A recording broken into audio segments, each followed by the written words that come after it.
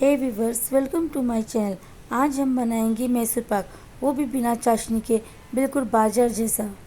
आप देख सकते हैं हमारा मैसूर पाक कितना सॉफ्ट और मुंह में घुल जाने वाला बना है। अगर आप भी हमारे दिए हुए मेजरमेंट के हिसाब से मैसूर पाक बनाएंगे तो आपका मैसूर पाक भी बिल्कुल ऐसा ही बनेगा। तो चलिए शुरू करते हैं मैसूर पाक बनाना।